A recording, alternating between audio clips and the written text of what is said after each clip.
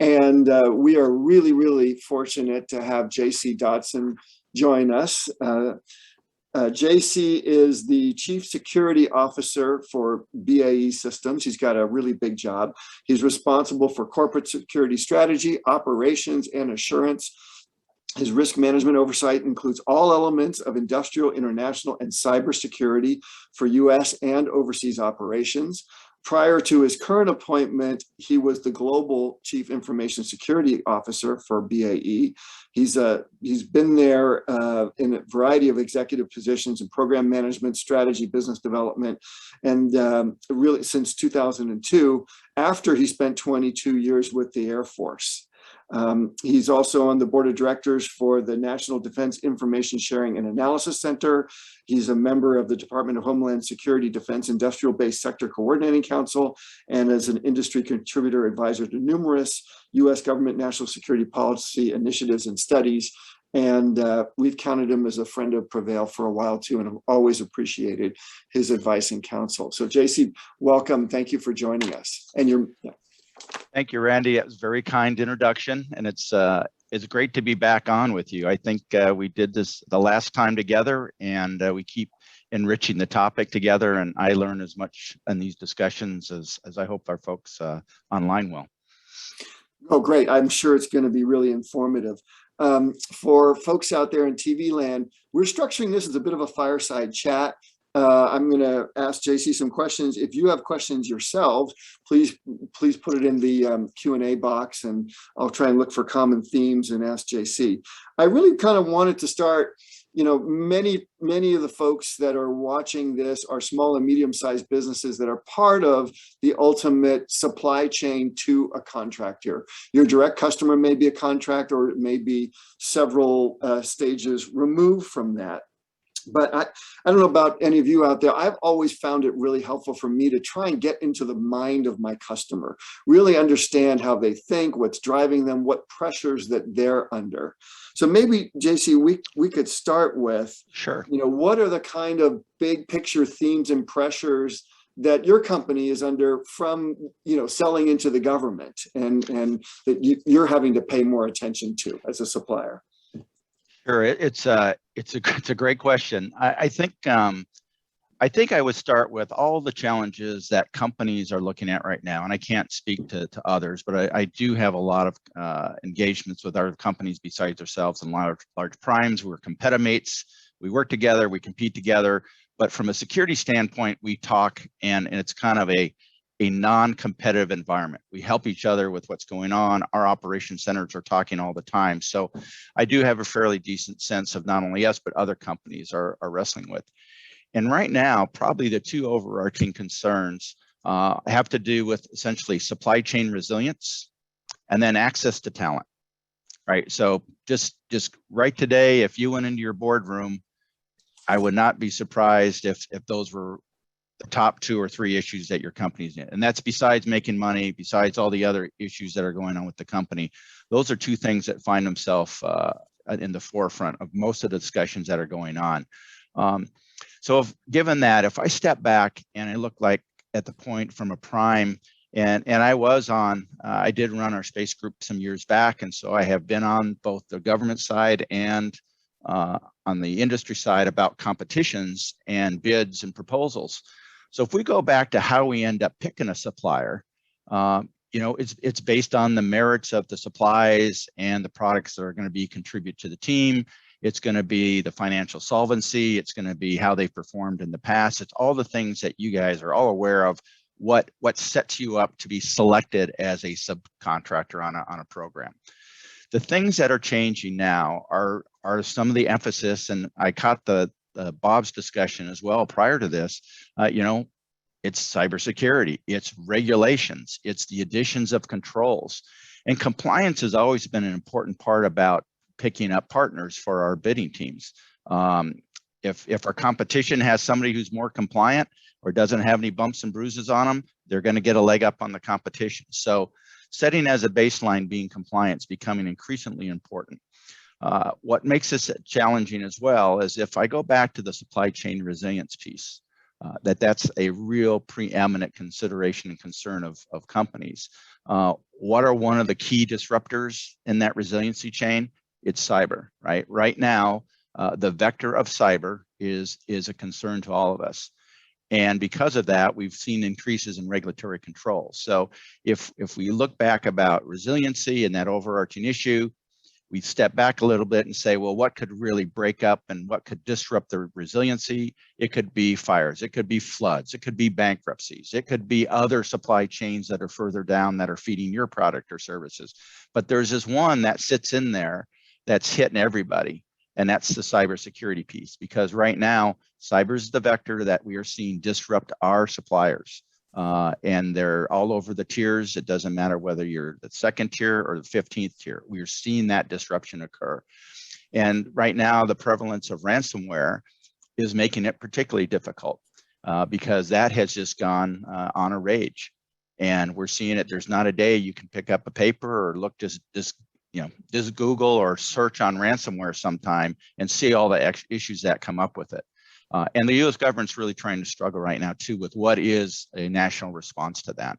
So resiliency becomes a big problem. And so when we're looking at cyber and the risks of cyber with our suppliers, I like to give the wet basement analogy, right, Randy? So we've got everybody who's ever had a basement. I've had a basement. I've had a wet basement. So I'm speaking from experience.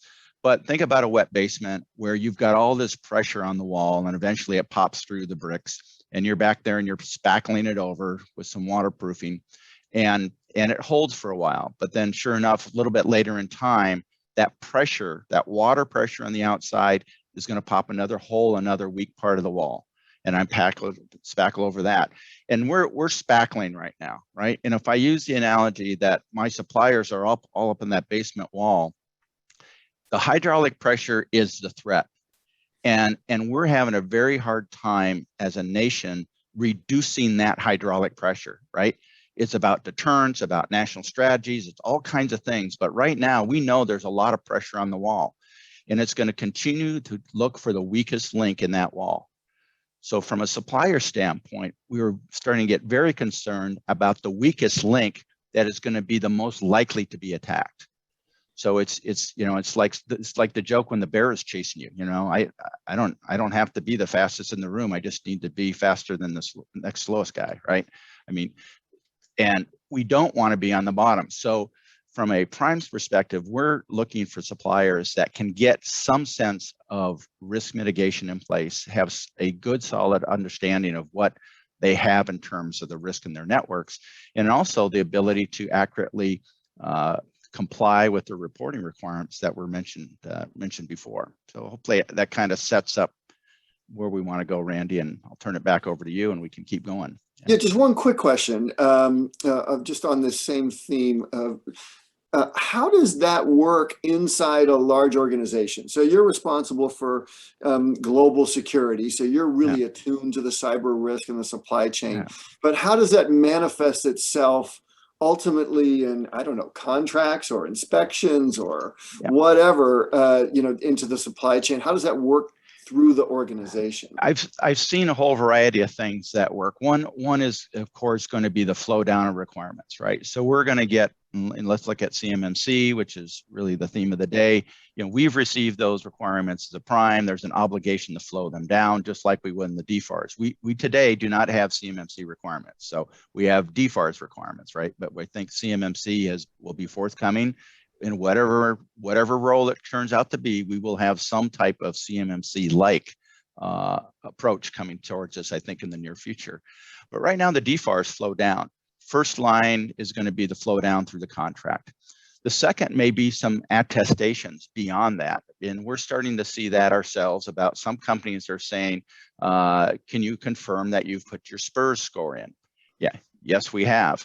Some kind of companies and some other people have said, well, you need to tell me your score, to which we say, DCMA has the scores and they can attest that we have done it accurately. And you have to work through how you'd like to address that. So there's an attestation that we're starting to see in contracts. Some firms will do, depending on the relationship with the supplier may invite the prime in and say, would you come and take a look at That's not unheard of. You know, it's kind of a no harm, no foul. You know, can you lend some expertise? Other people will hire a third party that says, look, this is a really big effort. And Dodson Enterprises is, I'm not really sure about them. So I'm gonna hire to put a third party in and get an independent view. Sometimes companies will basically, what I've seen in some instances, smaller companies have hired a third party that represents them to a prime or to an external party that says, look, this is the amount of risk that we see. This is how they're controlling the risk, you know, and there's intermediates that work in that. So there's one part that's very intrusive. They land on your front porch. They say, hey, I want to look at your networks. I want to, who runs your IT shop? Let's talk about it. There's a less intrusive approach that says, here's my certifications as a supplier. You know, here's what I've done. And then there's a light touch that just says, give me an attestation, right? If you say you're good, I'm going to trust you're good. You say you're good on quality. You say you're good on non-human trafficking. You say you're good on OSHA. You're going to, you know, now you're going to say you're good on cyber. The problem is in the attestation that all those other regulations, cyber is really up in our face right now. Mm-hmm. And the openness to an opportunity to screw that up is real. Interesting question came from Patricia in the audience. Okay, I get it. Cyber resilience is important. Maybe I, as a supplier, can think of that as a bit of a competitive advantage for me if I do a good job in that. That's great too. I may not be selling directly to a prime like BAE, who I could probably trust, but maybe somebody in the interim is not happy with just my self-attestation here. They want my policies, they want my SSP. I'm kind of thinking this is my competitive advantage. You know, can I protect myself in this, or I just got to cough it up, or, you know, what do I do? You know? I think, you know, that it's a really good question. And I will tell you that we consider our SSP a privileged document.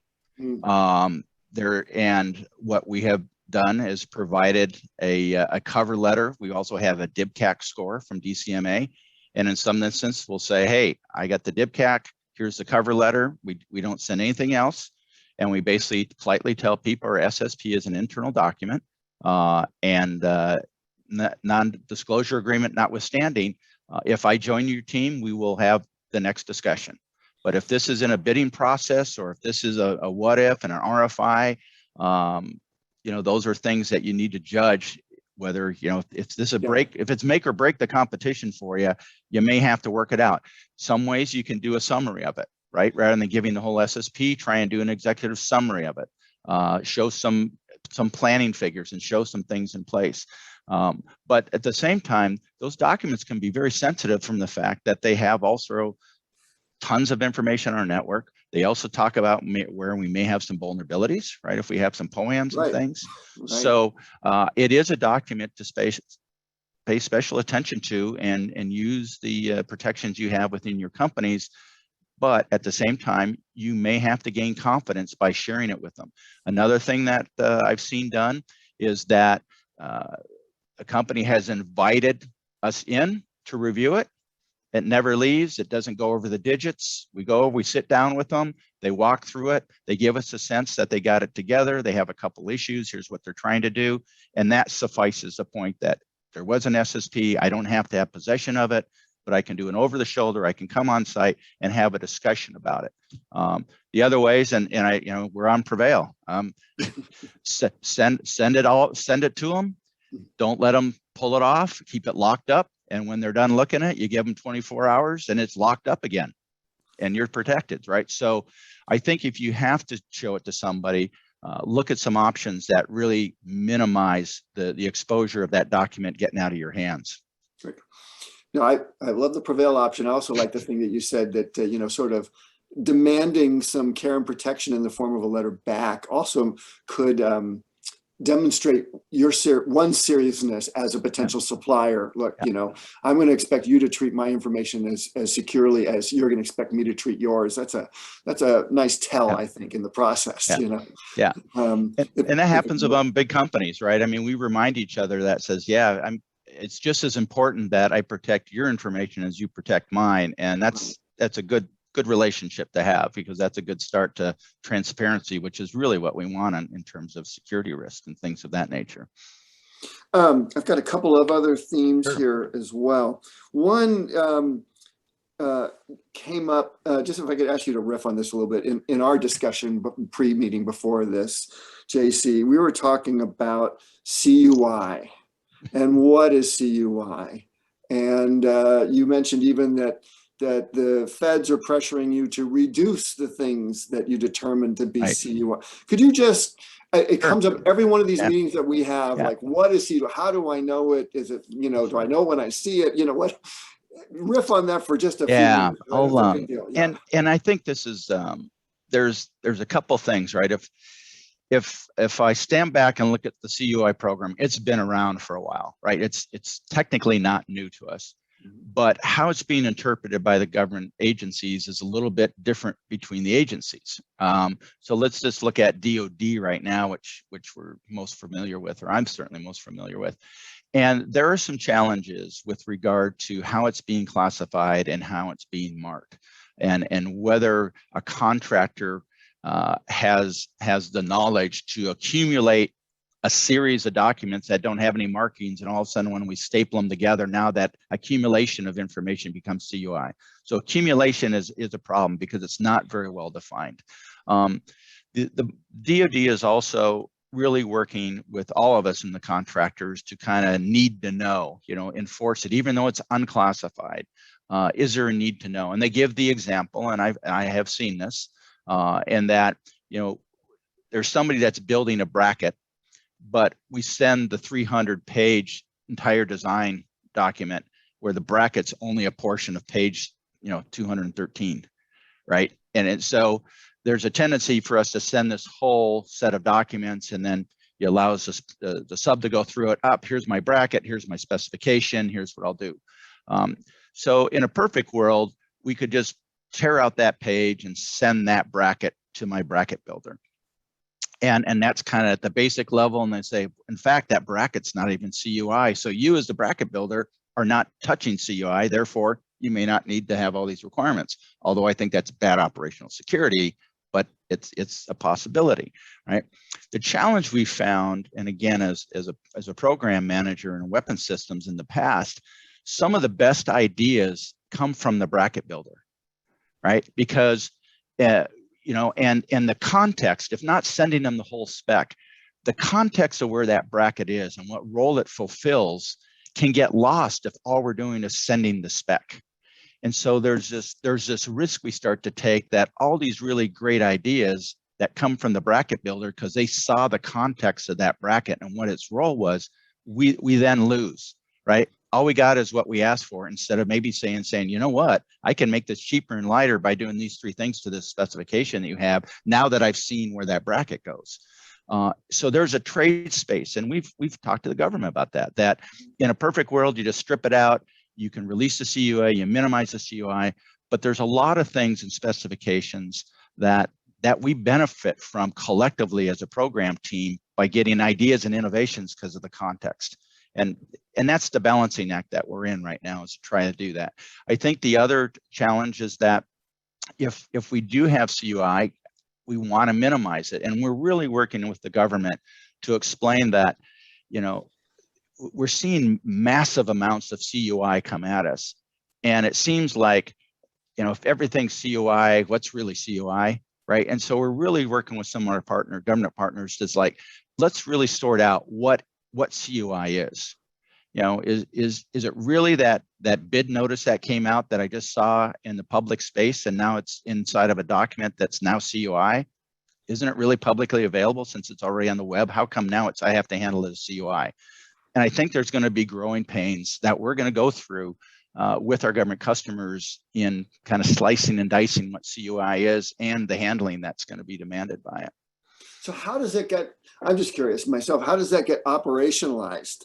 It's what, we have this high-minded thing about everything should be CUI, but how does that work? Your engineers that work with the government have to have this as a priority list to say, look, let's create a safe harbor around this space, and we'll expand the CUI definition here, and hey, this is overkill here, and that's a mandate for your engineers. How does that play out? Yeah. That has been, I mean, that's really what we've been experiencing, right? Is sitting down with the government and saying, hey, look, how do we want to manage down some of this? And it's program by program, right? There's not really any template. It comes down.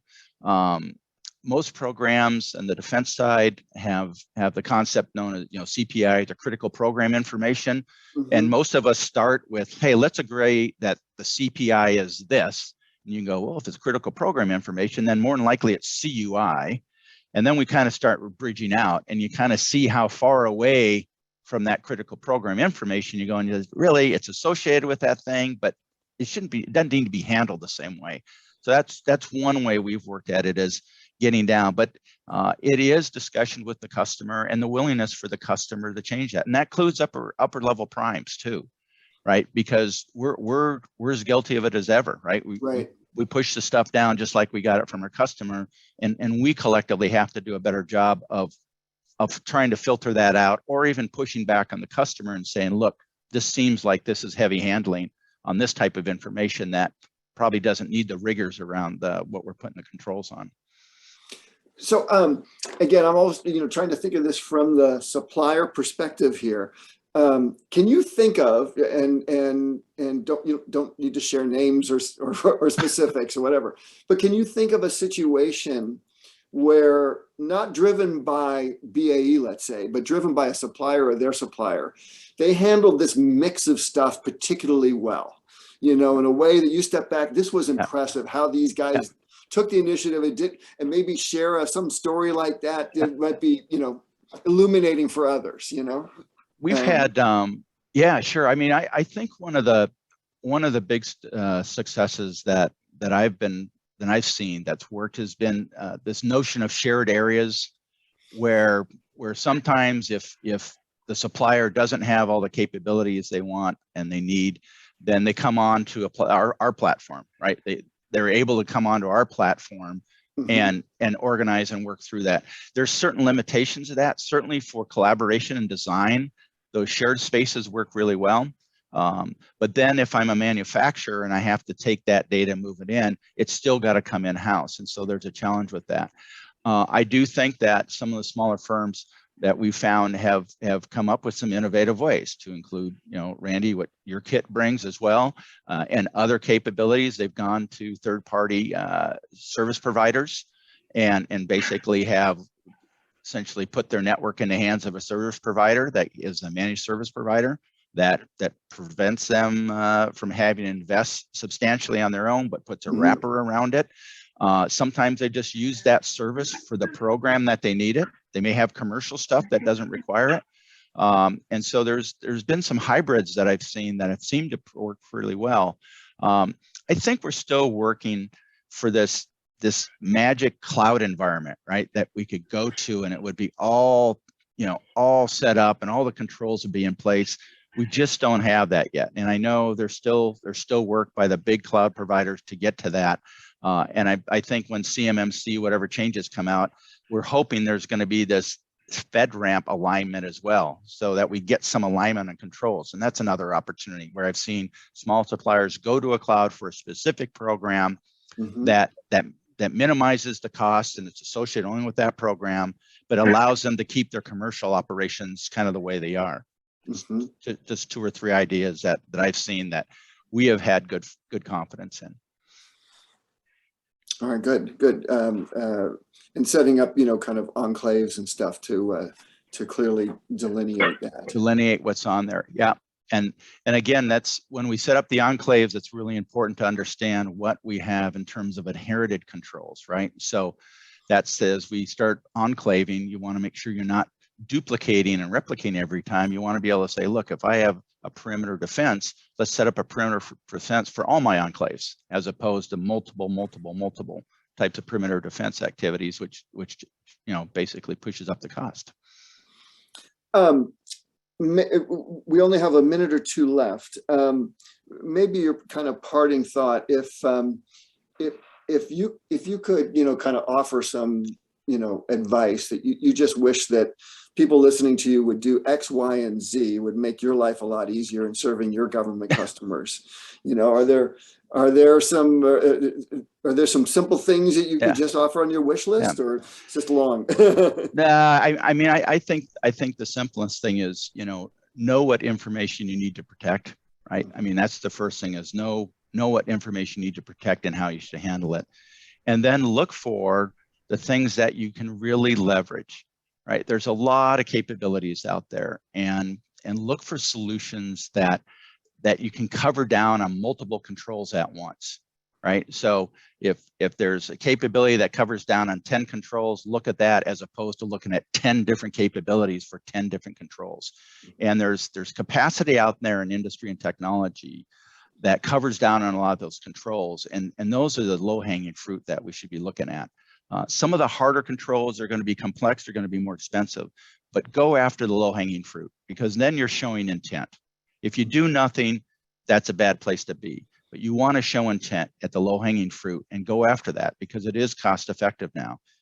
4 or 5 years ago, I'd have a different story, because it was all cosmic and it was all costly. But there's some really cost-effective solutions now that let you buy down a number of controls. And that's that intent. That's the transparency we want to see on suppliers to try and comply with the new risks. Okay, great. Maybe I could just play back some of the stuff that I heard. Sure. We're starting with, supply chain resilience is a boardroom level topic, and should be at every boardroom. And the key piece of that is cyber resilience in that, and that's what you're really looking for in the supply chain. At some level, it's table stakes. At some level, it's competitive advantage if people can get ahead of it.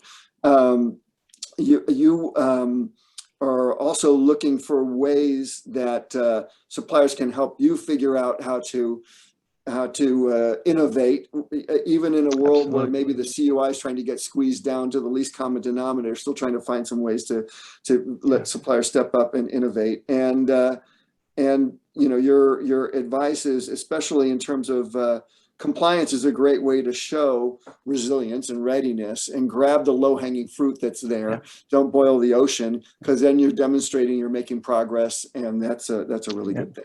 Yep, you got it nailed, sir. Okay. Well, hey, JC, another wonderful session. I wish we had another couple hours. Could talk to you all day, but thank you so much for your time and your insights. Really appreciate it. Thank you very much for allowing me to spend some time with you, and good luck to folks out there. We're not done yet. It's coming at us, so take care.